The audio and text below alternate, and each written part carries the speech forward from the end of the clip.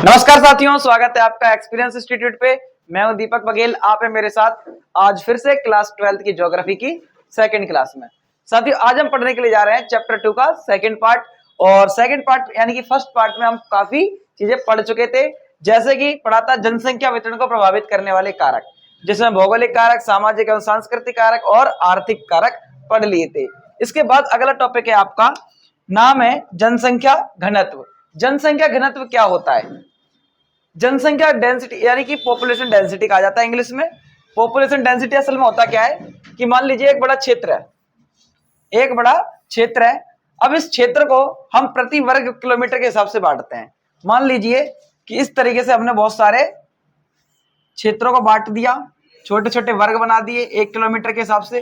तो प्रति वर्ग किलोमीटर क्षेत्रफल में, यानी हर वर्ग किलोमीटर क्षेत्रफल जो होगा उसमें कितनी आबादी रहती है, वही जनसंख्या घनत्व कहलाता है। डेफिनेशन क्या है? प्रति वर्ग किलोमीटर क्षेत्रफल में रहने वाले लोगों की संख्या ही जनसंख्या घनत्व कहलाता है। फॉर एग्जाम्पल, एक कोई राज्य ले लेते हैं, जैसे बिहार। अब बिहार ले लिया तो बिहार की जो आबादी है वो पॉपुलेशन डेंसिटी काफी ज्यादा है, यानी वहां का जनसंख्या घनत्व लगभग कहा जाता है कि 1102 व्यक्ति प्रति वर्ग किलोमीटर से भी ज्यादा है। और अगर देखा जाए दूसरे राज्य का, जैसे अरुणाचल प्रदेश का देखते हैं। अरुणाचल प्रदेश का जो पॉपुलेशन डेंसिटी है यानी जनसंख्या घनत्व है वो है 17 व्यक्ति प्रति वर्ग किलोमीटर, यानी एक वर्ग किलोमीटर में कितना एवरेज निकल के आता है? 17 व्यक्ति का। उसी प्रकार से अब हम देखेंगे अपने केंद्र शासित प्रदेशों का। सबसे पहला दिल्ली।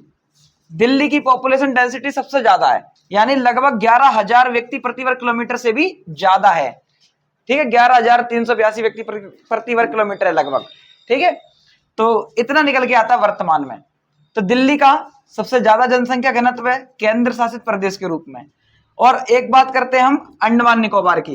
अंडमान एंड निकोबार की जो पॉपुलेशन डेंसिटी है वो केंद्र शासित प्रदेश के हिसाब से सबसे कम है, यानी 46 व्यक्ति प्रति वर्ग किलोमीटर है। तो दोनों तीन चीज आपको याद रखनी है। सबसे पहला राज्यों के हिसाब से सबसे ज्यादा बिहार और सबसे कम आंध्र प्रदेश, अरुणाचल प्रदेश। और केंद्र शासित प्रदेश में दिल्ली नंबर 1 पे है और अरुणाचल प्रदेश ये क्या नाम है, अंडमान निकोबार सबसे लास्ट में आता है। इसका मतलब यह है कि किसी राज्य की जो पॉपुलेशन डेंसिटी है ज्यादा होती है तो किसी की कम होती है, सेम नहीं होती है। और पूरे भारत की अगर देखा जाए तो कितनी निकल के आएगी, तो पूरे भारत का जो क्षेत्रफल है और उसकी जनसंख्या है उसके हिसाब से निकाला जाता है। मान लीजिए कि जनसंख्या बटे में क्षेत्रफल रख दिया जाए। भारत की आबादी वर्तमान में 142 करोड़ के आसपास है। ठीक, और क्षेत्रफल कितना है भारत का? लगभग 32.8 लाख वर्ग किलोमीटर। जब आप इसको डिवाइड करोगे तो लगभग कितना निकल करके आता है? तो 2011 के अनुसार अगर जनगणना मानी जाए तो 121 करोड़ थी भारत की। कितनी थी? 121.1 करोड़। अगर ये वाली जनगणना के अनुसार माना जाए 2011 की, तो भारत का निकल करके आता है 382 व्यक्ति प्रति वर्ग किलोमीटर। कितना निकल के आता है? 382 व्यक्ति प्रति वर्ग किलोमीटर, इतना निकल करके आता है। यानी भारत की आबादी काफी ज्यादा है। आगे देखें तो सबसे ज्यादा जनसंख्या घनत्व किस देश का है? तो बांग्लादेश का सबसे ज्यादा जनसंख्या घनत्व माना जाता है। ठीक है, अगर एक शहर की बात करें तो चीन का एक शहर है मकाओ। ठीक है, जिसे थोड़ी स्वायत्ता दे रखी है चाइना ने, तो इसलिए मकाओ आता है। लेकिन देश पूछा जाएगा तो आपको बांग्लादेश ही लगा करके आना है। ठीक, सबसे कम जनसंख्या घनत्व वाला देश कौन सा है? तो वो ग्रीनलैंड है, जो कि डेनमार्क से जुड़ा हुआ है। ठीक है, आगे बढ़ते हैं। अगला देखते हैं जनसंख्या वृद्धि कहते किसे हैं। अब मैंने अभी आपको एग्जांपल दिया था, तो एक और एग्जांपल ले लेते हैं। जैसे 2001 में मैं कहूं कि भारत की जनसंख्या कितनी थी, तो 102.8 करोड़ के आसपास थी। और 2011 की जनगणना के अनुसार देखा जाए तो भारत की आबादी लगभग 121.1 करोड़ थी। और वर्तमान के अगर देखा जाए कि वर्तमान में लगभग कितनी है, तो एक आंकड़े निकाले जा रहे हैं, अनुमानित आंकड़े हैं कि 142 करोड़ के आसपास भारत की आबादी है। तो ये आंकड़े हैं। अब आंकड़े तो जनसंख्या वृद्धि क्या कहती है, आप सुनिए। 2001 में कितनी थी? 102 करोड़। और 2011 में 121 करोड़, यानी जनसंख्या बढ़ी है। अब जनसंख्या बढ़ी है तो इसमें समय लगा है, और समय कितना लगा है? तो 2011 1 से लेकर 2011 10 साल का है, गैप है एक बीच में। और ये जो गैप है ना, इसी को आप अंतराल कहते हो। क्या कहते हो? अंतराल। क्या कहते हो बाबू? अंतराल कहते हो। अब इसमें एक समय बिंदु यह है 2001, दूसरा समय बिंदु है 2011। तो आपको क्या लिखना है, तो दो समय बिंदु अंतरालों के बीच, दो समय बिंदु कौन से, 2001 और 2011, दो समय बिंदु हो गए और अंतराल, तो दो समय बिंदुओं के अंतराल के बीच जनसंख्या में होने वाला परिवर्तन ही क्या कहलाता है, जनसंख्या घनत्व कहलाता, सॉरी जनसंख्या वृद्धि कहलाता है। ठीक है, घनत्व वाला टॉपिक निकल गया मुंह से, कोई बात नहीं, आगे देखिए, दोबारा बोल देता हूं। तो दो समय बिंदुओं के अंतराल के बीच किसी क्षेत्र की जनसंख्या में आने वाला परिवर्तन ही जनसंख्या वृद्धि कहलाता है। जनसंख्या वृद्धि आपकी पॉजिटिव भी हो सकती है और नेगेटिव भी हो सकती है, यानी जनसंख्या वृद्धि जो है वो आपकी धनात्मक और ऋणात्मक दोनों प्रकार से हो सकती है। इसी को आप सकारात्मक और नकारात्मक भी कहते हैं। यानी भारत की जनसंख्या 102 करोड़ से लेके 121 करोड़ हो गई, तो इसी को आप धनात्मक जनसंख्या वृद्धि कहेंगे। क्या कहेंगे, धनात्मक जनसंख्या वृद्धि, क्योंकि पॉजिटिवली बढ़ी है। और अगर मान लीजिए कि भारत की आबादी 102 करोड़ से बढ़कर के मान लीजिए 100 करोड़ रह जाती, केवल 100 करोड़ रह जाती, 2 करोड़ लगभग आबादी कम हो जाती, तो अगर इतनी आबादी कम हो जाती तो भारत की जनसंख्या को आप ये नहीं कहते कि भारत की जनसंख्या घट गई, आप क्या कहोगे, भारत की जनसंख्या वृद्धि जो हुई है वो नकारात्मक हुई है या नेगेटिव हुई है। आज समझ में इतना, तो आप बोलोगे हमेशा वृद्धि, लेकिन वृद्धि को आप नेगेटिव तरीके से बोलोगे, क्या कहोगे, भारत की जनसंख्या नकारात्मक रूप से बढ़ी है या नेगेटिवली प्रोग्रेस रही है। ठीक है, तो इस तरीके से समझ में आया आपको। तो जनसंख्या वृद्धि क्या है, जब दो समय अंतरालों के बीच किसी क्षेत्र की जनसंख्या में जो परिवर्तन आता है वह जनसंख्या वृद्धि कहलाता है। ठीक है, इतना तो पढ़ा दिया आपको मैंने। आगे क्या है, यह वृद्धि धनात्मक अथवा ऋणात्मक भी हो सकती है, धनात्मक भी हो सकती है और ऋणात्मक भी हो सकती है, यानी पॉजिटिव भी हो सकती है और नेगेटिव भी हो सकती है। नेगेटिव का माइनस में कर देते हैं इस तरीके से। ठीक है, आया समझ में। आगे, जनसंख्या की धनात्मक वृद्धि किसे कहेंगे, तो जब दो समय अंतरालों के बीच किसी क्षेत्र की जनसंख्या बढ़ जाती है, जैसे बढ़ी थी ना भारत की 2001 में, देख लो आबादी कितनी थी, 102.8 करोड़ के आसपास, 102 ही मान लो, और लगभग 2011 में जाके कितनी हो गई, 121 करोड़ के आसपास हो गई थी। तो यानी आबादी बढ़ी नहीं बढ़ी, आपको साफ साफ आंकड़ा दिख रहा बढ़ता हुआ, तो ये तो आपकी पॉजिटिवली वृद्धि हो गई, यानी कि धनात्मक वृद्धि हो गई। अब हम देखते हैं एक और चीज, मान लीजिए कि किसी क्षेत्र की जनसंख्या घट जाए, ठीक है ना, क्या, जनसंख्या की ऋणात्मक वृद्धि। तो यदि दो समय अंतरालों के बीच किसी क्षेत्र की जनसंख्या घट जाए तो वह जनसंख्या की ऋणात्मक वृद्धि कहलाती है। ये ज्यादातर भारत में जैसे देशों में नहीं होता है। ये कहां होता है, या तो जो देश ज्यादा विकसित है वहां पर बर्थ रेट काफी माइनस में चली गई है या काफी कम हो गई है, यानी कई देश ऐसे हैं जिनकी बर्थ रेट अगर 0.5 के आसपास है, 0.8 के आसपास है, ठीक है, तो उनमें क्या है, बर्थ रेट कम होने की वजह से बच्चे कम पैदा होते हैं। तो बच्चे कम पैदा होते हैं तो उसकी जो पॉपुलेशन होती है वो वृद्धि कम हो जाती है, यानी कि माइनस नेगेटिव में चली जाती है, जैसे जापान वगैरह में। ठीक है, लेकिन अगर कई ऐसे देश भी हैं जो केवल बर्थ की वजह से नहीं, मान लो युद्ध हो जाए, है ना, रसिया देखो काफी सालों से युद्ध में जूझ रहा है, उसकी आबादी काफी ज्यादा बर्बाद हो रही है, मारी जा रही है, बहुत सारे लोग प्रताड़ित हो रहे हैं, कोई एक देश को छोड़ के दूसरे देश में चले गए, कई सारे रीजन हो सकते हैं ना।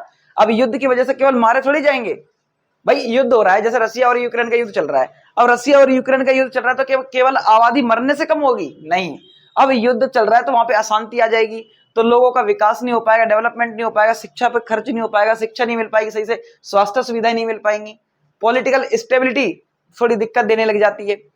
तो इस वजह से कई सारी समस्या उत्पन्न हो जाती हैं, जिसकी वजह से लोग क्या करते हैं, उस देश से परेशान होकर के अपने देश को छोड़ के दूसरे देश में चले जाते हैं जहां उन्हें अच्छी सुविधाएं मिल जाती हैं। आया समझ में, जैसे यूक्रेन को छोड़ के बहुत सारे देश पोलैंड चले गए, ठीक है, कोई फ्रांस या ब्रिटेन की तरफ चले गए, जर्मनी चले गए, है ना। तो इस तरीके से लोग अपने देश को छोड़ के दूसरे देश में पलायन कर जाते हैं, तो उससे भी आबादी घट जाती है। तो आबादी जब घट जाती है तो उसी को आप जनसंख्या की नकारात्मक वृद्धि या ऋणात्मक वृद्धि कहते हैं। इतना समझ में आया, कोई दिक्कत है क्या।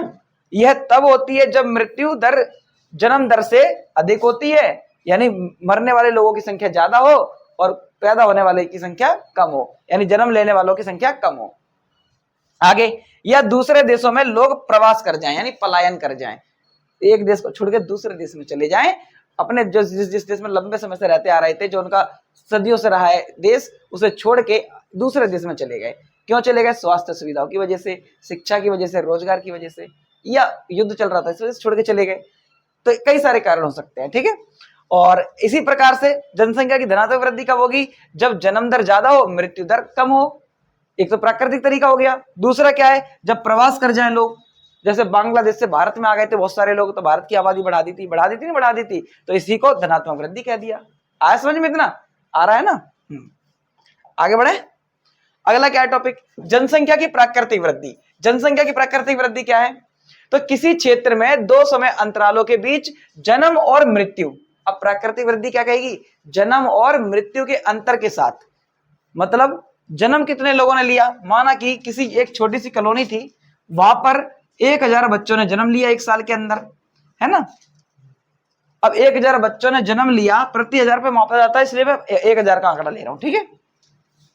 अब कितने बच्चे मर गए, तो भारत का एक अनुमान होता है कि लगभग पूरे भारत का एक आंकड़ा निकाला जाए तो लगभग 30 बच्चे के आसपास मर जाते हैं, ठीक है, जन्म के दौरान या बीमारी की वजह से, ठीक है। हालांकि अब इस आंकड़े में काफी ज्यादा सुधार हो रहे हैं धीरे धीरे, तो ये इतने बच्चे मान लो मर गए। अब 1000 बच्चों ने जन्म लिया था, 30 मर गए, टोटल कितने बचे, 970। तो इतनी आबादी पहले की जनसंख्या में जुड़ जाएगी। आया समझ में? तो इसी को प्राकृतिक वृद्धि कहते हैं। तो जनसंख्या की प्राकृतिक वृद्धि क्या कहती है, जब किसी दो समय अंतरालों के बीच किसी क्षेत्र की जनसंख्या जन्म और मृत्यु के अंतर की वजह से बढ़ती है, तो उसे आप कहते हो जनसंख्या की प्राकृतिक वृद्धि। इतना समझ में आया? आगे पढ़ते हैं। अब अगला है वास्तविक वृद्धि। अब केवल जन्म से जनसंख्या ना तो बढ़ती है और ना ही मृत्यु से ज्यादा घटती है, इसके अलावा और भी कारण हैं। मान लीजिए कि भारत में बांग्लादेश से जब लोग आए थे तो भारत की आबादी बढ़ी थी या घटी थी? बढ़ी थी ना, जाहिर सी बात है। इसके अलावा भारत से लोग अमेरिका में चले गए तो अमेरिका की आबादी क्या हुई है, और भारत से घट गई है, यानी भारत की थोड़ी कम हो गई और वहां पर जाके लोग चले गए तो अमेरिका की आबादी बढ़ा दी। और भारत में जब बांग्लादेश से आए थे तो बांग्लादेश की आबादी कम हो गई थी या घट गई थी या ज्यादा हो गई थी? यानी बांग्लादेश की आबादी कम हो गई थी, घट गई थी, और हमारे देश की आबादी बढ़ गई थी।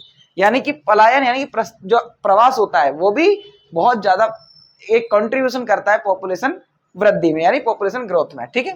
देखिए अब जनसंख्या की वास्तविक वृद्धि क्या कहती है, केवल जन्म, ठीक है, कितने लोगों ने जन्म लिया और कितने लोग मर गए, मृत्यु को प्राप्त हो गए, ठीक है। अब प्लस में कितने लोग आए भारत में, ठीक है, कितने आए, तो आप्रवास। अब कितने लोग चले गए तो माइनस हो जाएगा उत्प्रवास। इतना समझ में आया? आप्रवास मतलब आना और उत्प्रवास मतलब जाना। तो भारत से चले गए उन्हें माइनस करना पड़ेगा, भारत में आए उन्हें जोड़ना पड़ेगा। कैसे? अब मैंने आपको अभी बताया था 1000 बच्चों ने जन्म लिया था, जिसमें से मर गए थे लगभग 20, ठीक है, 30, है ना। अब यहां पर अब ये वाला आंकड़ा ना लेकर के दूसरा, सॉरी यार क्या हो गया, बैक हो सकता क्या? नहीं हो सकता, छोड़ो। देखिए जरा फॉर्मूला तो यहाँ पर भी लिखा आपको दिखाई दे रहा है, जन्म माइनस मृत्यु, आप्रवास माइनस उत्प्रवास, ठीक है। अब यहाँ आंकड़े लेने वो भी ले लेते हैं, ठीक है। मान लीजिए जन्म की वजह से बच्चों ने जन्म लिया कितना, 1000, ठीक है, और कितने बच्चों ने मृत्यु प्राप्त कर ली थी, कितने बच्चे मर गए थे जन्म के समय, तो 30 मर गए थे, आपने बताया था, ठीक है। अगला आप्रवास क्या है, तो कितने लोग आए, मान लीजिए 1000 लोग ही आ गए, ठीक है ना, एक एवरेज मान लेते हैं 1000 लोग आए, भाई किसी क्षेत्र से आए होंगे, बांग्लादेश से आ गए होंगे। अब भारत से जाने वाले संख्या तो कम होती है, मान लीजिए 200 लोग चले गए, कितने चले गए, 200। अब बचे कितने बताओ जरा टोटल, तो भाई 1000 में से 30 मरे थे तो यहां 970 बच गए, और इधर की साइड 1000 में से 200 चले गए थे तो 800 बच गए। प्लस कितने हो जाएंगे टोटल बताओ जरा, प्लस करना पड़ेगा, सॉरी ये देखो प्लस का निशान है, प्लस करना पड़ेगा। तो लगभग 0 का 0, 7 का 7 और 8 और 9 17, 1770 इतनी आबादी आपकी बढ़ जाएगी। इतना समझ में आया? कोई दिक्कत है क्या इसमें? नहीं है। अब इसी को आप केवल परिभाषाओं में पढ़ लो, क्या लिखना है देखो जरा। तो जब समय के दो अंतरालों के बीच किसी क्षेत्र की जनसंख्या में जन्म और मृत्यु के अंतर के साथ साथ आप्रवास और उत्प्रवास के अंतर के साथ आबादी बढ़ती है या जनसंख्या बढ़ती है, तो यह जनसंख्या की वास्तविक वृद्धि कहलाती है। इतना समझ में आया? वास्तव मतलब रियलिटी में, ठीक है, कितनी आबादी बढ़ रही है, ठीक है। आगे बढ़े, इतना टॉपिक समझ में आया ना? आगे इंपॉर्टेंट था। जनसंख्या की वृद्धि के घटक कौन कौन से हैं? सबसे पहला, जनसंख्या बढ़ती कब है? जन्म से बढ़ सकती है, मृत्यु से घट सकती है ना, और आप्रवास से भी बढ़ सकती है और उत्प्रवास से घट सकती है। तो 3 घटक है जनसंख्या वृद्धि के। कौन कौन से हैं? जन्म, मृत्यु, प्रवास। ठीक है, अब प्रवास दो टाइप का है, आप्रवास और उत्प्रवास। इतना समझ में आया ना? आगे अब जनसंख्या की वृद्धि दर पे बात कर लेते हैं। जनसंख्या की वृद्धि दर क्या है, इन्हें हम पढ़ेंगे अभी आगे। आप्रवास, उत्प्रवास ये पढ़ना है। ठीक है, फिलहाल जनसंख्या की वृद्धि दर क्या होती है? अब मैंने आपको बताया था कि दो समय अंतरालों के बीच किसी क्षेत्र की जनसंख्या में होने वाला परिवर्तन ही जनसंख्या की वृद्धि कहलाती है। अब वृद्धि दर जोड़ दिया जाएगा, बस केवल परसेंटेज, यानी जिस परसेंट से आबादी बढ़ रही है वही जनसंख्या की वृद्धि दर कहलाई। केवल परसेंट लगाना है, दर लगाना है। क्या लगाओगे? देखो जरा, किसी क्षेत्र की जनसंख्या दो समय अंतरालों के बीच जिस दर से बढ़ती है, ये लगाना है बस। जिस दर से बढ़ती है वह जनसंख्या की वृद्धि दर कहलाती है। इतना समझ में आया? अब भारत की जनसंख्या वृद्धि दर कितनी है लगभग? तो कहा जाता है कि भारत की जनसंख्या वृद्धि दर अब धीरे धीरे कम होती जा रही है। यानी भारत की अब पॉपुलेशन जो है धीरे धीरे घटती दर से बढ़ रही है। यानी घट रही है लेकिन बढ़ रही है। लेकिन बढ़ कैसे रही है? बहुत धीमी गति से। पहले हर माँ बाप लगभग 3 से 4 बच्चे पैदा करते थे, है ना, जन्म लेते थे, है ना, बच्चों ने जन्म लिया। एक परिवार में माँ बाप के 4 बच्चे पैदा हुए। ठीक है, 4 बच्चों ने जन्म लिया। अब उन 4 बच्चों ने जो जन्म लिया है ना, अब वो 4 बच्चे आगे अपना परिवार बढ़ाएंगे। लेकिन अब क्या हो रहा है? 4 बच्चे जन्म नहीं ले रहे हर परिवार में, अब 2 बच्चे ही ले रहे हैं। यानी हम 2 और हमारे 2, ये वाले कॉन्सेप्ट को फॉलो किया जा रहा है। परिवार नियोजन किया जा रहा है। फैमिली बहुत छोटी होती जा रही है। वेस्टर्न कल्चर हमारे देश में काफी ज्यादा प्रभावी हो चुका है। अब धीरे धीरे हम अब जनसंख्या कंट्रोल की तरफ बढ़ते जा रहे हैं। ठीक है, अब हमारी जनसंख्या वृद्धि दर है वो काफी कम होती जा रही है धीरे धीरे। ठीक है, आगे बढ़े, चलिए अगला टॉपिक है अशोधित जन्म दर। क्या होती है अशोधित जन्म दर? पता, क्रूड बर्थ रेशो। ये क्या होता है? अशोधित जन्म दर को प्रति 1000 स्त्रियों द्वारा जन्म दिए गए जीवित बच्चों के रूप में मापा जाता है। क्योंकि महिलाओं के द्वारा, यानी 1000 महिलाएं हैं, स्त्रियां हैं। अब 1000 स्त्रियों ने मान लो 1000 बच्चों को जन्म दिया। अब इनमें से जो जीवित बचेगा वही तो पॉपुलेशन को बढ़ाएगा। ठीक है, तो 1000 स्त्रियों द्वारा जन्म दिए गए जीवित बच्चों के रूप में अशोधित जन्म दर को मापा जाता है। ठीक है, जन्म दर के आधार पर जनसंख्या कितनी बढ़ेगी, इसका मतलब ये है। ठीक है, मान लीजिए जन्म दिए कितने थे? 1000 बच्चे। ठीक है, अब इसमें उसी वर्ष के दौरान जीवित बच्चे जन्म दिए कितने? 1000। अब मर कितने गए थे? 30। जब भी पहले आंकड़ा बताया था ना, 30 मर गए थे। तो टोटल बचेंगे कितने? 970।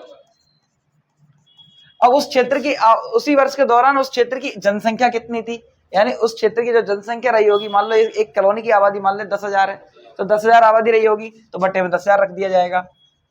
ठीक है, गुणा में क्या लगा दिया जाएगा? 1000। अब डिवाइड कर दो, क्या जो भी निकल करके आएगा लिख दो। ठीक है, 9 7 इतना कुछ निकल के आएगा ना, है ना। 10 से 9 से काटेंगे फिर पॉइंट में निकल करके आएगा, ये आगे चल के, है ना, कुछ पॉइंट में आएगा निकल के। 970 डिवाइड बाय 10,000। ठीक है, इधर की साइड 1000 था।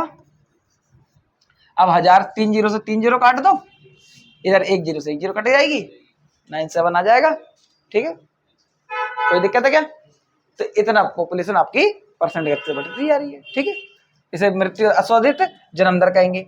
अब अशोधित मृत्यु दर क्या होती है कि ये फॉर्मूला जरूर याद रखना, फॉर्मूला पूछा जाता है पेपर में। ठीक है ना, फॉर्मूला आपको पता रहना चाहिए। अगला क्या है? अशोधित मृत्यु दर। ये क्या कहता है? सीडीआर मतलब क्रूड डेथ रेशो। इसमें डेथ मापी जाती है, यानी यह किसी क्षेत्र की मृत्यु दर को मापने की एक सरल विधि है। यानी किसी क्षेत्र में क्या मृत्यु दर मापी जाएगी, कितने लोग थे और कितने लोग मर गए। मान लीजिए एक कॉलोनी, वही मैंने अभी बताया आपको, 10,000 लोग थे। 10,000 लोग में से केवल जन्म की वजह से थोड़ी मरेंगे, जन्म की वजह से केवल 30 बच्चे मर रहे हैं, है ना, जन्म के दौरान मर गए थे। ठीक है ना, अब जो जन्म के दौरान ही मर गए थे वो तो 30 बच्चे थे। अब केवल जन्म की वजह से ही मरते हैं। कई लोगों का एक्सीडेंट होता है, कई लोग स्वास्थ्य सुविधाओं में कमी की वजह से मर जाते हैं। ठीक है, लड़ाई जंगों में, या कोई वैसे अनफॉर्चुनेटली कोई एक्सीडेंट वगैरह हो गया, या कहीं डूब गए, कहीं पानी बाढ़ आ गई, तो इस वजह से भी जनसंख्या कम हो जाती है। ठीक है, या किसी क्षेत्र को छोड़ के चले गए। ठीक है, अब मृत्यु दर में क्या होता है? मरने के आधार पर मापा जाता है कि कितने लोग मरने की वजह से कम हो गए हैं। ठीक है, आबादी में। अब देख लीजिए कि किसी क्षेत्र की आबादी टोटल 10,000 थी। ठीक है, 10,000 थी। अब 10,000 में से कितने लोग मृत्यु को प्राप्त हो गए, ठीक है, उसके आधार पर मापा जाएगा। देखो, किसी वर्ष के दौरान मृतकों की संख्या, मान लीजिए कि एक कॉलोनी है, कॉलोनी में मरने वालों की संख्या मान लो कितनी हो गई? लगभग 200 मान लो, 200 काफी है ना। और टोटल आबादी कितनी थी? 10,000। ठीक है, हालांकि ऐसा होता नहीं है, काफी लोग मर जाते हैं कोई एक्सीडेंट से, कोई किसी चीज से। 3 से 3 काटा तो 10 से ऐसे काटा तो 200 को कितना आ जाएगा? 20। आया समझ में? इतनी आबादी आपकी परसेंटेज के रूप में बढ़ रही है। ठीक है, आगे बढ़े। चलिए अगला क्या है? आप्रवास। अब आप्रवास पढ़ेंगे। आप्रवास क्या होता है? जब किसी क्षेत्र को छोड़ करके लोग किसी एक स्थान पर जाके बस जाते हैं, तो जिस जगह पर जाके बसते हैं ना, वहां पर वो आप्रवासी कहलाते हैं। और आप्रवास करने की ये प्रक्रिया ही आप्रवास। ठीक है ना, इतना समझ में आया? तो जब लोग किसी अन्य क्षेत्र से आकर के बस जाते हैं तो इसे आप्रवास कहा जाता है। मान लीजिए आप बहुत सारे लोग यूपी को छोड़ करके, यूपी के बहुत सारे जिलों को छोड़, कोई आगरा से, कोई इटावा से, कोई दूसरे जिले बिजनौर से, कोई गोरखपुर से छोड़ के दिल्ली आ गए, कोई एमपी को छोड़ के दिल्ली आ गए, तो आकर के कहां रहने लगे? दिल्ली में। तो दिल्ली में आप क्या बन गए? आप्रवासी। लेकिन आप यूपी में क्या कहलाओगे? उत्प्रवासी, क्योंकि एक व्यक्ति अपने आप में आप्रवासी और उत्प्रवासी दोनों ही होता है। यानी आप्रवास और उत्प्रवास जब भी होगा तो एक साथ होगा, इसीलिए आप प्रवास को एक साथ ही काउंट करते हैं। ठीक है, अब आया समझ में? अब देखिए जरा, अब कोई व्यक्ति जो यूपी छोड़ करके गया था दिल्ली, तो दिल्ली में तो वो आप्रवासी बन गया, और छोड़ के गया था यूपी को, तो यूपी में वो क्या बन गया? उत्प्रवासी। अब आया समझ में? कोई दिक्कत है क्या? अब इनके कारण पढ़ेंगे आगे। तो जब लोग किसी अन्य क्षेत्र में जाकर के बस जाते हैं तो वो वहां पे आप्रवासी कहलाते हैं, और जब लोग किसी स्थान को छोड़ करके अन्य क्षेत्रों पर बसने के लिए चले जाते हैं तो वहां पर वो उत्प्रवासी कहलाएंगे, उत्प्रवास कहलाएगा। ठीक है, इतना तो आपको पता ही है, बड़ा आसान सा था। ठीक है, अब प्रवास को प्रभावित करने वाले कारक पढ़ेंगे। आखिर लोग क्यों छोड़ के चले जाते हैं? आखिर लोग क्यों यूपी को छोड़ के दिल्ली में बस गए, है ना? दिल्ली में ही क्यों बसे? ये भी रीजन है। समझ में आया? तो इन्हीं के दो कारक है, एक है प्रतिकर्ष कारक, एक है अपकर्ष कारक। अब ये प्रतिकर्ष कारक क्या कहते हैं? इनको इंग्लिश में कहा जाता है पुश फैक्टर। क्या कहा जाता है? Push factor. पुश का मतलब क्या होता है? धकेलना, है ना, धकेलना। और इसे कहते हैं पुल फैक्टर। पुल मतलब खींचना, है ना। अब देखो जरा, कहीं पर अगर बाढ़ आ जाए, क्या आ जाए? बाढ़ आ जाए, भूकंप आ जाए, यानी कोई भी प्राकृतिक आपदा आ जाए, महामारी फैल जाए, क्या फैल जाए?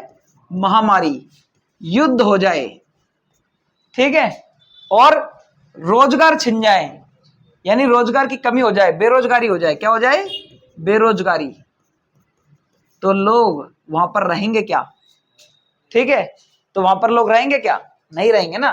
तो जब लोग इन सभी कारणों से एक स्थान को छोड़ के चले जाएंगे, यानी किसी एक क्षेत्र को छोड़ के चले जाएंगे, तो वो उसको क्या कहलाएगा? प्रतिकर्ष कारक कहलाएगा। तो वे सभी कारक जो मानव के निवास स्थान को छुड़वाने के लिए जिम्मेदार होते हैं, वे क्या कहलाते हैं? आपके प्रतिकर्ष कारक कहलाते हैं। जैसे बाढ़, भूकंप, युद्ध, महामारी, बेरोजगारी, ठीक है, ये सारी समस्याएं आपके निवास स्थान को छुड़वाने के लिए जिम्मेदार बनती हैं। ठीक है, अब लोग जब छोड़ के चले गए तो ठीक है, अब जाके बसे कहां? दिल्ली। अब दिल्ली में ही क्यों बसे? तो वो थे अपकर्ष कारक। जैसे दिल्ली में मिला आपको रोजगार, क्या मिला? रोजगार सबसे पहली जरूरत। दूसरे नंबर पे आवास मिला अच्छा। तीसरे नंबर पे शिक्षा मिली, स्वास्थ्य सुविधाएं मिली, इसके अलावा शांति व्यवस्था मिली वहां पे। ठीक है ना, युद्ध नहीं हो रहा है, शांति व्यवस्था है वहां पे, सुरक्षा मिल रही है आपको, ठीक है, परिवहन की सुविधा मिल रही है, संचार की सुविधा मिल रही है। ठीक है, तो लोग वहां पर जाके बसेंगे नहीं बसेंगे? तो इसलिए वे सभी कारक जो मानव के निवास स्थान की जगह गंतव्य स्थान को अधिक आकर्षित बनाते हैं, उन्हें आप अपकर्ष कारक कहते हैं। यानी ये मानव को अपनी ओर आकर्षित करते हैं, इसीलिए मैंने इनको पुल फैक्टर लिखा, जो खींच रहे हैं अपनी तरफ। दिल्ली गांव के लोगों को खींचती है, मुंबई गांव के लोगों को खींचती है, अहमदाबाद, सूरत खींचता नहीं खींचता? दिल्ली यूपी को सबसे ज्यादा आकर्षित कर रही है, राजस्थान को कर रही है, हरियाणा को कर रही है, ठीक, और एमपी को भी कर रही है। मुंबई एमपी को आकर्षित करती है सबसे ज्यादा, बिहार को भी करती है। दिल्ली में भी आखिरकार बिहार के बहुत सारे लोग रहते हैं, लेकिन ये बड़े जो सिटी है ना, मेगा सिटी है दिल्ली, एक दिल्ली मेगा सिटी, दूसरे नंबर पर मुंबई, बेंगलुरु, कोलकाता, ठीक है। और बताओ कौन से मेगा सिटी, 6 मेगा नगर है भारत में, बताओ। चेन्नई, और बताओ एक और है हैदराबाद। ये सभी क्षेत्र पूरे देश की पॉपुलेशन को अपनी ओर खींचते हैं, क्योंकि वहां पर ये सारी सुविधाएं मौजूद है। लोगों को रोजगार बहुत मिल रहा है, लोगों को स्वास्थ्य सुविधाएं, आवास मिल रहा है, तो लोग वहां जाकर के बस जाते हैं। यही कारण है कि ये अपकर्ष कारक प्रवास को प्रभावित करते हैं। अब आया समझ में? तो ये दोनों कारक आपके प्रवास को प्रभावित करने वाले हैं। अब एक लाइन टू लाइन एक बार फॉर्मेलिटी पूरी कर लेते हैं। क्या है? वे सभी कारक जो मनुष्य के निवास स्थान को छुड़वाने के लिए जिम्मेदार बनते हैं, वे प्रतिकर्ष कारक कहलाते हैं। जैसे बेरोजगारी, रहन सहन की निम्न दशाएं, यानी अच्छी दशाएं नहीं है रहन सहन की, ठीक है। और राजनीतिक उपद्रव हो जाए, यानी तख्ता पलट होता रहे लगातार, सरकारें अपना कार्यकाल पूरा ना कर पाए, सरकारों में भ्रष्टाचार हो जाए, प्रतिकूल जलवायु हो जाए, यानी गर्मी ज्यादा पड़ने लगे या सर्दी ज्यादा पड़ने लगे तो लोग छोड़ के चले जाएंगे, महामारी फैल जाए, ठीक है, युद्ध हो जाए, तो अभी बताए थे मैंने सारे, तो लोग छोड़ के चले जाते हैं ना, तो यही आपके प्रतिकर्ष कारक कहलाते हैं। अगला टॉपिक है आपका अपकर्ष कारक। तो वे सभी कारक जो मनुष्य को बेहतर व सुरक्षित निवास स्थान प्रदान करते हैं, तो लोग वहां जाकर के बस जाते हैं, वही आपके अपकर्ष कारक कहलाते हैं। यह गंतव्य स्थान को उद्गम स्थान से अधिक आकर्षित करता है। यानी गंतव्य स्थान क्या है? जहां आप जाके बसने वाले हो। उद्गम स्थान क्या है? जहां से आप चले थे। कोई यूपी से चला था तो उसका उद्गम स्थान यूपी है, कोई एमपी से चला था तो उद्गम स्थान एमपी है। गंतव्य स्थान क्या था? दिल्ली या मुंबई, जहां पर जाके बसे, ठीक है। और जैसे रोजगार के बेहतर अवसर आकर्षित कर रहे हैं, रहन सहन की अच्छी दशाएं, शांति व स्थायित्व, यानी कि सरकारों में पॉलिटिकल स्टेबिलिटी है, भ्रष्टाचार नहीं है, शांति व्यवस्था बनी हुई है, अनुकूल जलवायु है, और युद्ध जैसी कोई संभावनाएं नहीं है। तो ऐसे कारक क्या करते हैं? मानव को अपनी ओर खींचते हैं, तो लोग वहां जाकर के बस जाते हैं। यही आपके अपकर्ष कारक कहलाते हैं। अगला क्या टॉपिक? जनसंख्या वृद्धि की प्रवृत्तियां क्या हैं? देखिए, वर्तमान में जो आबादी पूरे विश्व की लगभग 800 करोड़ से अधिक है। कितनी? 800 करोड़ से अधिक है वर्तमान की आबादी। क्या वर्तमान की आबादी 800 करोड़ होने में क्या अचानक से हो गई? एक लंबा समय लगा होगा, है ना, सदियां बीत गई हैं, तब जाकर के वर्तमान की आबादी इतनी हुई है। शुरुआत में क्या एकदम तेजी से बढ़ रही थी? नहीं, ऐसा भी नहीं था। तो आबादी बढ़ी कैसे, उसके बारे में जो पढ़ेंगे, क्रम वाइज पढ़ेंगे, पहले कितनी थी अब कितनी है, तो वही जनसंख्या वृद्धि की प्रवृत्तियां कहलाती हैं। ठीक, देखो, पृथ्वी पर जनसंख्या लगभग 700 करोड़ से भी अधिक है वर्तमान में। मतलब ये पुराने आंकड़े हैं, 2021 तक के आंकड़े हैं, ठीक है। 2026 के आंकड़े के अनुसार देखा जाए तो 800 करोड़ से भी अधिक आबादी है। लगभग 800 से 1200 वर्ष पहले, यानी 800 वर्ष से लगभग 1200 वर्ष पहले, जब कृषि की शुरुआत हो रही थी, ठीक है, कृषि के उद्भव के समय जनसंख्या का आकार बहुत छोटा था, यानी आबादी बहुत कम थी, जो कि लगभग 80 लाख थी। कितनी थी? यानी मात्र 80 लाख आबादी थी पूरे वर्ल्ड की आबादी, भारत की नहीं, पूरे वर्ल्ड की आबादी की बात हो रही है। पूरे वर्ल्ड में 80 लाख आबादी थी, अनुमान लगाया जाता है ये, ठीक है ना, एग्जैक्ट जनगणना करने कोई नहीं गया था, है ना, तो ये अनुमान लगाया जाता है कि इतनी रही होगी आबादी। ईसा की पहली शताब्दी में, यानी ईसा मसीह का जब जन्म हुआ था उसके बाद उनकी जो पहली शताब्दी रही, तो ईसा की पहली शताब्दी में जनसंख्या लगभग 30 करोड़ से भी कम थी। ये पूरे वर्ल्ड की बात हो रही है, ठीक है। 1750 जब पहली बार 1750 में जब पहली बार इंडस्ट्रियल रिवॉल्यूशन हुआ ब्रिटेन में, ठीक है ना, तो 1750 ईसा पूर्व के आसपास जब औद्योगिक क्रांति का उदय हुआ, तो ब्रिटेन में हुई थी औद्योगिक क्रांति, तब विश्व की आबादी लगभग 55 करोड़ थी। कितनी थी? इतनी पहुंच गई थी, 30 से 55 करोड़ हो गई, ठीक है। और 30 से 55 करोड़ होने में कितना लंबा समय लग गया? नहीं लग गया? आगे देखिए, मात्र 500 वर्षों में जनसंख्या 10 गुना से भी अधिक बढ़ गई। कितने? 500 वर्षों में आबादी 10 गुना से भी ज्यादा बढ़ गई। कितनी बढ़ गई? तो अकेले 20वीं शताब्दी में, यानी अब कौन सी चल रही है? 21वीं शताब्दी। सन 2000 से लेकर के 21वीं शताब्दी स्टार्ट हो चुकी है, और इससे पहले थी 20वीं शताब्दी। जैसे आप 1991 तक पढ़ा ना, जो आपने 1999 तक पढ़ा, वो पूरी 20वीं शताब्दी थी। अकेले 20वीं शताब्दी में जनसंख्या 4 गुना बढ़ी। कितनी बढ़ी? 4 गुना। प्रति वर्ष लगभग 8 करोड़ लोग पहले की जनसंख्या में जुड़ जाते हैं, ठीक है, पहले की जनसंख्या में जुड़ जाते हैं। इतना तो पता ही है आपको। आगे बढ़ जाते हैं। अब अगला कौन सा टॉपिक है? विश्व जनसंख्या के दुगने होने की अवधि। मतलब ये क्या टॉपिक? ये टॉपिक ये कहता है कि विश्व की जनसंख्या कितने वर्षों में दुगनी हो गई, यानी 100 करोड़ से 200 करोड़ हो गई, 200 करोड़ से 400 करोड़ हो गई, 400 से 800 करोड़ हो गई। तो तो ये हम देखेंगे कितनी वर्षों में हुई। ठीक है, देखिए जरा, आरंभ में जनसंख्या बहुत धीमी गति से बढ़ी थी। 1804 से लेकर के 1927 के बीच लगभग 123 वर्षों में, कितने, 123 वर्षों में जनसंख्या 100 करोड़ से 200 करोड़ हो गई। कितनी हो गई? 100 करोड़ से 200 करोड़। ईसा की पहली शताब्दी में कितनी थी? लगभग 30 करोड़। कितनी थी? 30 करोड़। 1750 में आबादी कितनी थी पूरे वर्ल्ड की? लगभग 55 करोड़। यानी पहली शताब्दी से 1750, यानी 1750 साल भी मान लो, तब भी आबादी कितनी हुई? मात्र 30 से 55, यानी कितनी बढ़ी? लगभग, है समझ में, 25% के आसपास, यानी 25 करोड़ आबादी बढ़ी। आगे देखें अब जरा, तो अब 123 सालों में कितनी बढ़ गई? 100 करोड़ से 200 करोड़, डबल हो गई, है ना। और अब और जल्दी होगी, 1927 से लेकर के 1974 के बीच में मात्र 47 वर्षों में, 47 वर्षों में ही जनसंख्या दोगुनी हो गई, यानी 200 करोड़ से 400 करोड़ हो गई। ऐसा क्यों हुआ पता है? और इसी बीच में इंटरेस्टिंग फैक्ट क्या, देखो जरा, क्या बात हो रही है? 1927 से 1974, इस बीच में सेकेंड वर्ल्ड वॉर भी है, जिसमें लगभग 6 से 7 करोड़ की आबादी मारी गई। ठीक है ना, फिर भी आबादी देखो काफी ज्यादा बढ़ी। भारत की जनसंख्या वर्ल्ड में केवल एक बार, आज तक केवल एक बार नकारात्मक दर्ज हुई थी, 1901 से लेकर 1911। ठीक है, जिसे जनसंख्या वृद्धि की, स्थिर वृद्धि की प्रावस्था या नकारात्मक वृद्धि की प्रावस्था कहा गया।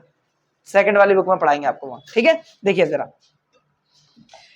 तो आबादी कितनी हो गई थी? मात्र 47 वर्षों में ही दोगुनी हो गई, जो कि 200 से लेकर 400 करोड़ हो गई।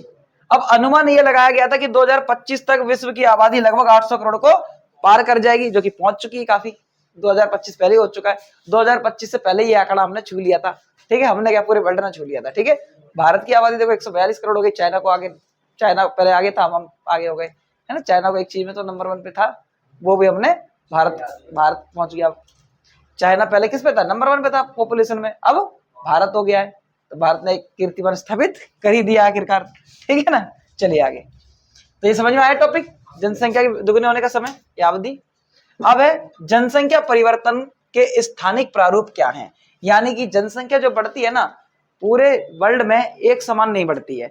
भारत में आबादी काफी तेजी से बढ़ रही है, चाइना में अब धीमी गति से बढ़ रही है, भारत में धीरे धीरे घट रही है, लेकिन अफ्रीका में और भी तेजी से बढ़ रही है, नाइजीरिया, युगांडा, है ना। इसके अलावा और भी बहुत सारे देश हैं, तो वहां आबादी बहुत तेजी से बढ़ रही है। अमेरिका में बहुत धीमी गति से बढ़ रही है ना। जापान में बहुत धीमी गति से आबादी बढ़ रही है। तो हर क्षेत्र में आबादी एक समान रूप से नहीं बढ़ती है, अलग अलग बढ़ती है। अब कई सारे विकसित ऐसे देश हैं जहां पर आबादी को डबल होने में लगभग 300 साल लग जाएंगे, डबल होने में। लेकिन भारत जैसे देश और भी कई सारे देश हैं, तो उन्हें इतना समय नहीं लगेगा, क्योंकि इनकी ग्रोथ रेट ज्यादा है ना जनसंख्या की। आगे देखते हैं, विश्व के विभिन्न भागों में जनसंख्या असमान रूप से बढ़ी है। जैसे एशिया और अफ्रीका में जनसंख्या बहुत तेजी से बढ़ रही है ना, बढ़ रही है और बढ़ी भी है। जनसंख्या अब भी दोगुनी होने की अवधि में है। कौन से? एशिया और अफ्रीका के देश। ठीक है, विकसित देशों में विकासशील देशों की तुलना में जनसंख्या वृद्धि काफी कम है। विकसित देशों की जनसंख्या वृद्धि दर कम है, और जो विकासशील देश है जैसे भारत, है ना, चाइना, या इसके अलावा पाकिस्तान, बांग्लादेश, इनकी जनसंख्या वृद्धि दर काफी ज्यादा है। यूरोप तथा उत्तरी अमेरिका में जनसंख्या को दुगने होने में लगभग 318 वर्ष का समय लगेगा। 318 वर्ष का समय लगेगा, ये जन्म के आधार पर मापा जा रहा है। ठीक है, और जनसंख्या वृद्धि तथा आर्थिक विकास में ऋणात्मक संबंध होता है नहीं होता है। अब वहीं जैसे इन्हें 318 वर्ष लग रहे हैं ना, तो कई सारे ऐसे देश हैं जिन्हें मात्र अगले 50 वर्षों में आबादी डबल हो जाएगी। कितनी हो जाएगी? आबादी डबल हो जाएगी। ठीक है, आगे देखें। अब जनसंख्या वृद्धि दर जो होती है, जनसंख्या की जो वृद्धि दर काफी तेज हो रही है जिन देशों में, तो वो वहां के संसाधनों पर क्या करते हैं? नकारात्मक प्रभाव डालते हैं। आबादी अगर जितनी तेजी से बढ़ेगी तो जनसंख्या ज्यादा हो जाएगी। जब ज्यादा जनसंख्या हो जाएगी तो संसाधन तो उतने ही सीमित थे। भाई संसाधन तो थोड़ी बढ़ रहे हैं, आपके क्षेत्रफल थोड़ी बढ़ रहा है। और क्षेत्रफल रबड़ तो है नहीं, जब पकड़ के तान के बड़ा करो तो भारत का नक्शा, है ना। तो इसका मतलब यह है कि आबादी अगर ज्यादा बढ़ती है तो संसाधनों पे दबाव बढ़ता है, संसाधनों पे दबाव बढ़ता है तो महंगाई बढ़ती है, और महंगाई बढ़ती है तो मिलावट बढ़ती है। और फिर वही इकोनॉमिक्स का कॉन्सेप्ट आ जाता है ना। फिर इकोनॉमिक्स का कॉन्सेप्ट क्या कहता है? जिस चीज की मांग ज्यादा की जाती है उस चीज की पूर्ति भी ज्यादा की जाएगी। आया समझ में? हाँ, फिर पूरा कॉन्सेप्ट चल जाता है इकोनॉमिक्स का। खैर हम यहीं रुक जाते हैं, इकोनॉमिक्स में नहीं जाते हैं, ठीक है। आगे जनसंख्या परिवर्तन का प्रभाव क्या होता है। अब जनसंख्या अगर ज्यादा बढ़ेगी तो विकासशील देश काफी ज्यादा पिछड़ जाएंगे, विकास नहीं कर पाएंगे, संसाधनों पर दबाव पड़ेगा, लोगों को संसाधन नहीं मिल पाएंगे, पानी की कमी हो जाएगी, पीने का पानी नहीं मिल पाएगा, स्वास्थ्य सुविधाओं का अभाव होने लगेगा, लोग बीमारियों की वजह से मरने लगेंगे, गंदगी ज्यादा हो जाएगी, कूड़ा कचरा इकट्ठा होने लगेगा, तो उसकी वजह से कई सारी समस्याएं पनपने लगेगी। भारत की आबादी जो इतनी तेजी से बढ़ी है, तो यही तो कारण है कि भारत के लोगों को आज भी एक अच्छा एनवायरनमेंट नहीं मिल पा रहा है, पॉल्यूशन बहुत ज्यादा हो गया है। हो गया नहीं हो गया, देखते जरा कैसे।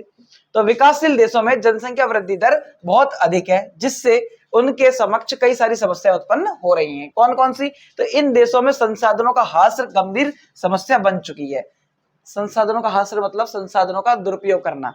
आप देखते हो वाटर है ना, पहले जब आपके समरसीबल वगैरह नहीं थे तब क्या करते थे, हैंडपंप से पानी चलाया और उतना ही पानी यूज करते थे जितना आपको जरूरत होती थी, क्योंकि आपको मेहनत करनी है, हैंडपंप को खींचना है, चलाना है, तो पशुओं को 1-2 बाल्टी में नहला देते थे। आज क्या करते हैं, गाँव में भी जाओगे आप तो पशुओं को नहलाने के लिए समरसीबल चालू करी और भैंस नहा रही है, खुद भी नहा रहे हैं, पूरे को सफाई कर रहे हैं, तो अब गोबर वगैरह सब उसी से साफ कर देते हैं पानी से, ठीक है।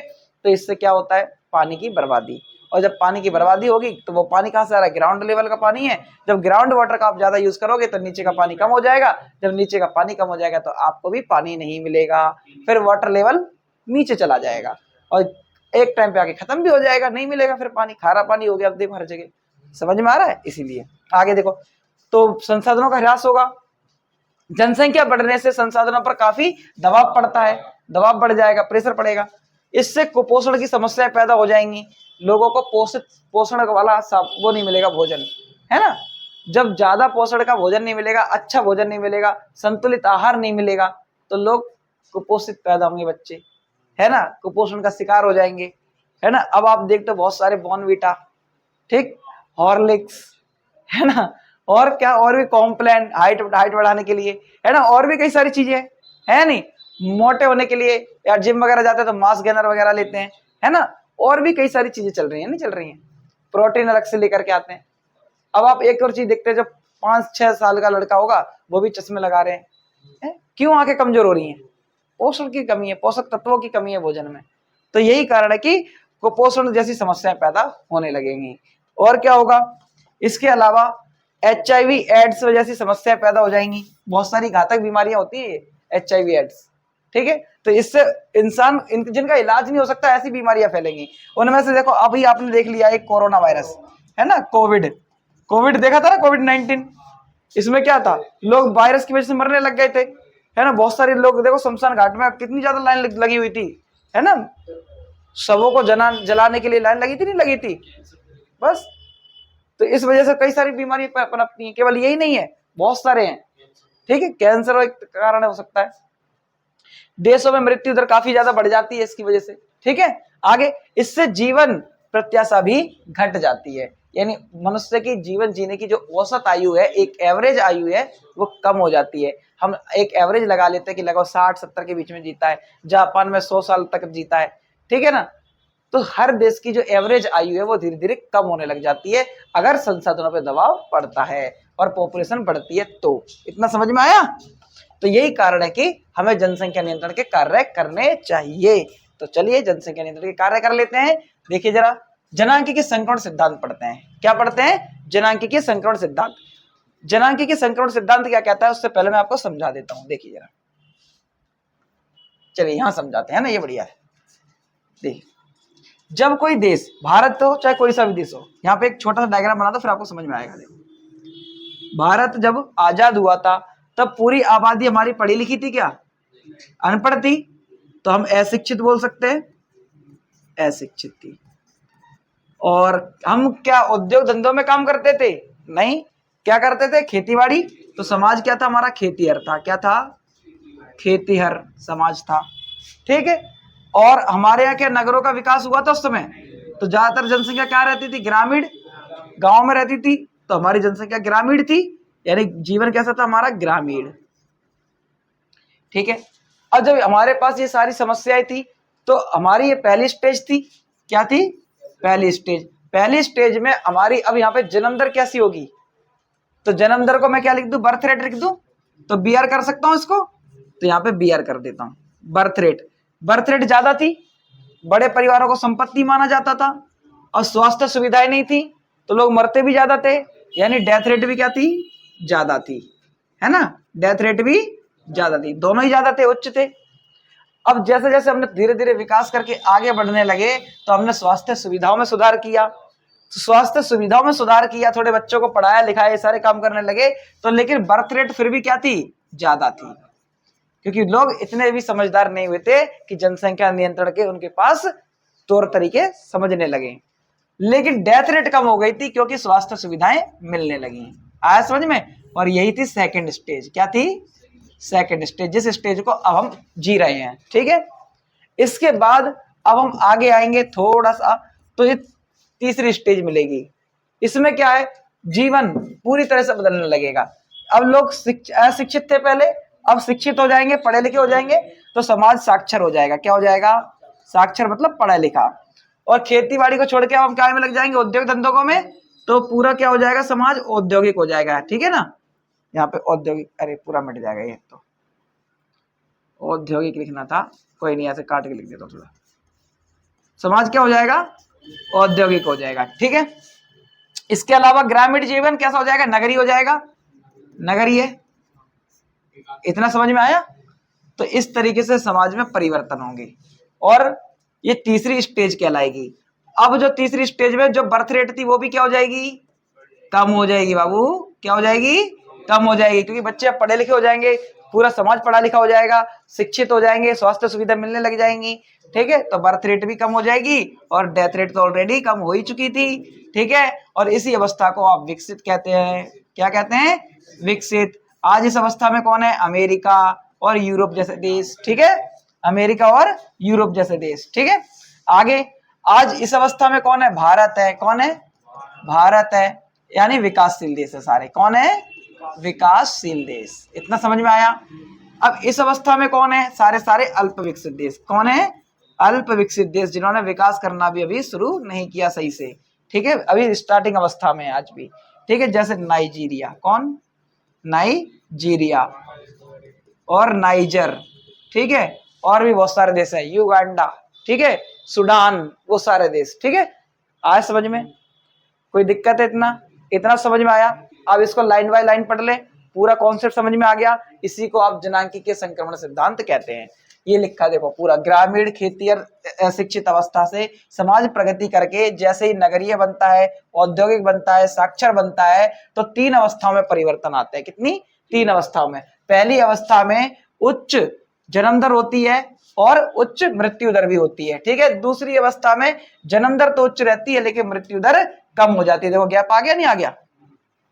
यहाँ पर देखो पहली स्टेज थी, पहली स्टेज में ये देखो, ये जो लाइन है ना, 2, एक ये लाइन जा रही है, इस तरह जा रही है, नहीं जा रही है, ये आपकी जन्म दर और मृत्यु दर वाली लाइन है। ठीक है, देखो काफी ज्यादा अंतर नहीं है, तो लगभग जन्म दर मृत्यु दर बराबर ही है।